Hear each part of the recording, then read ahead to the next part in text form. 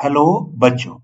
Let's read the question. The question says that the inner diameter of a circular well is 2 meter and its depth is 10.5 centimeter.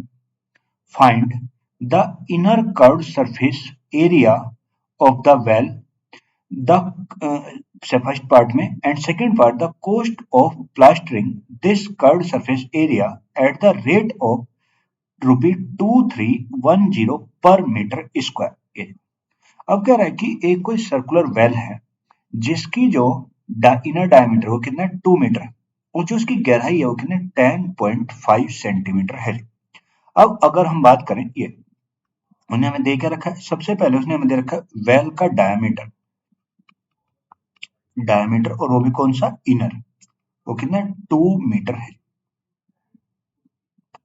और जो depth है, depth यानी उसकी गहराई या height वो कितनी है 10.5 सेंटीमीटर, ये उसने हमें दे रखी है। अब देखो अगर मैं इसका डायग्राम बनाऊं तो ये कुछ इस टाइप से होगी। ये मेरी कोई एक वेल होगी, ये कोई इस टाइप से ये वेल होगी, कुआ टाइप से।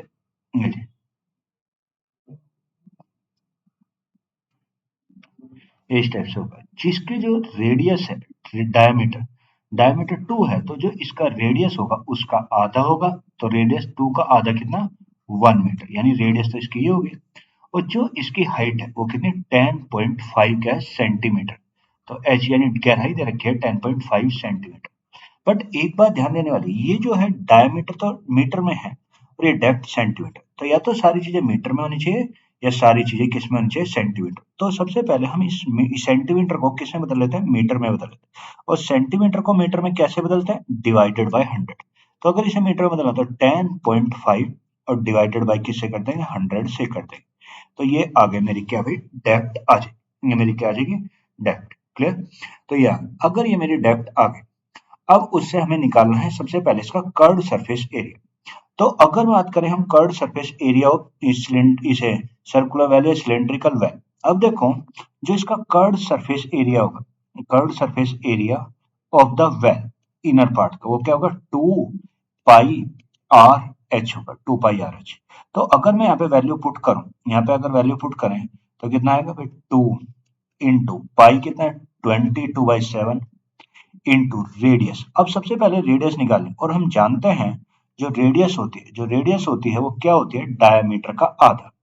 रेडियस क्या होता है डायमीटर का आधा, यानी डायमीटर बाय 2। और डायमीटर कितना 2/2 और 2/2 कितना 1 मीटर, यानी रेडियस है 1 मीटर की। तो यहाँ पे अगर पुट कर दे तो ये होगा 1 और इनटू हाइट कितना 10.5 अपॉन कितना 100। 10.5 इंटू बाई कितना हो गया 100 हो गया। अब इसे सोल्व करो, अगर मैं इसे सोल्व करूं तो ये कितना हो गया 2 इंटू 22 इंटू कितना 10.5 भाई और अपॉन में कितना 7 और अपॉन में कितना 100। तो ये आ गया 0.66 मीटर स्क्वायर, यानी जो उसका कर्व्ड सरफेस एरिया होगा वो मेरा कितना होगा, वो होगा मेरा 0.66 मीटर स्क्वायर के बराबर मेरा ये आएगा। कितना ये, तो फर्स्ट पार्ट में उसने हमसे यही पूछा था कि जो उसका कर्व्ड सरफेस एरिया होगा, जो उसका कर्व्ड सरफेस एरिया होगा वो कितना होगा, ये 0.66 मीटर स्क्वायर।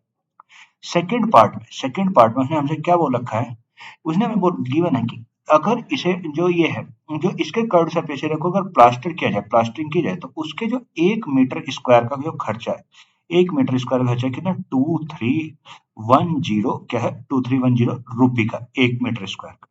तो अगर 1 मीटर स्क्वायर का खर्चा इतना है पर हमें पेंट कितने प्लास्टरिंग कितना है 0.66 मीटर स्क्वायर को वो करवाना है।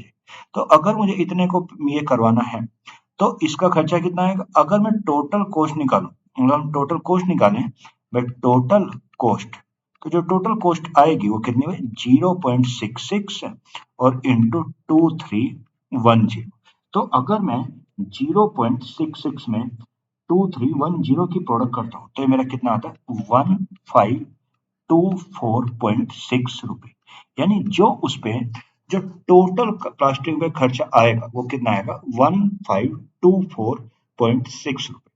So the answer of this question is First part answer is 0.66 meter square and the second part answer is 1524.6 rupees. I hope you understand it well. Thank you and best of luck.